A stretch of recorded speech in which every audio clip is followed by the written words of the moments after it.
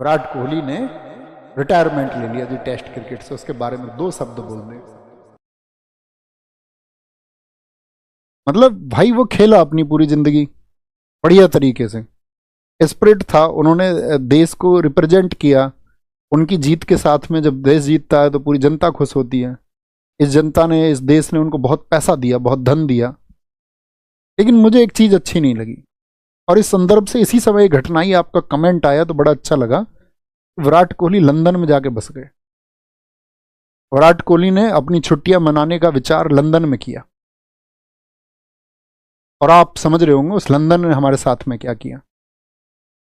आप सोच के देखिए कि अगर कल को रोहित शर्मा संन्यास लेके ये बोले कि मैं पाकिस्तान में रहूंगा, या सानिया मिर्जा का हमारे देश में विद्रोह हुआ, एक की सानिया मिर्जा ने शादी एक पाकिस्तानी से कर ली, क्यों? क्योंकि हम यही मानते हैं ना कि पाकिस्तान हमारे लिए एक सिरदर्द है। हमारी जो जन भावना है, यूं तो उस देश के जो नागरिक हैं वो उस देश से प्रेम करते होंगे, उस देश की सेना उस देश के लिए लड़ रही होगी क्योंकि वो भी उनका धर्म है, और हमारे सेना का धर्म है हमारे देश के लिए, क्योंकि यहाँ के टैक्स पेयर्स का पैसा, यहाँ की उनकी अपनी भावनाएं हैं इस देश के लिए।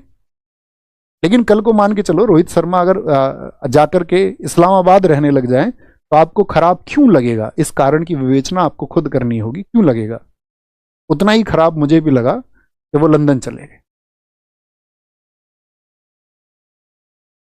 कि इन भारतीयों का खून पसीना, अगर आप अध्ययन करोगे, मैं आपको सब कुछ शायद बता चुका हूं 200 वर्षों में, आगे आगे तो आप जानोगे। ब्रिटिश शासन की तो अभी सही मायने में शुरुआत भी नहीं हुई है, आप इनका अत्याचार धीरे धीरे देखोगे।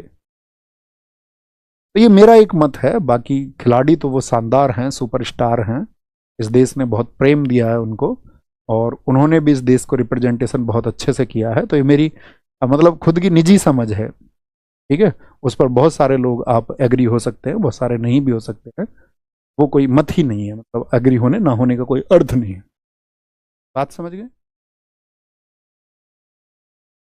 यही तो हमारी मानसिकता रही है।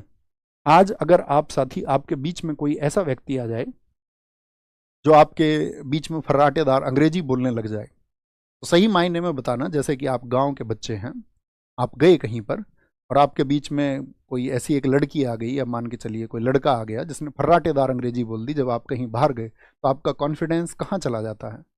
सही मायने में बताइए। क्या आपको एक पल को ये नहीं लगता है हमसे ज़्यादा बेहतर जानती है? बशर्ते कुछ लोग होते हैं, जैसे नीरज चोपड़ा ने भाला फेंका तो उनका इंटरव्यू, उन्होंने अंग्रेजी में क्वेश्चन पूछा, उन्होंने कहा जी मुझे समझ नहीं आया, आप इसे प्लीज हिंदी में बताएं। किसी की अगर एक भाषा पर पकड़ है और आपकी नहीं है, इस दुनिया में हजारों भाषाएं हैं, उसकी शायद अन्य भाषाओं पर पकड़ नहीं होगी, तो आप अपनी भाषा के प्रति गौरवान्वित रहें और उस पर जोर दे करके इस बात को कहें उसी समय कि हम सबकी समझ में नहीं आया। समझ रहे? होता है ना। लेकिन हमारा ध्यान कहाँ है? हमारा ध्यान है क्रिकेट पर।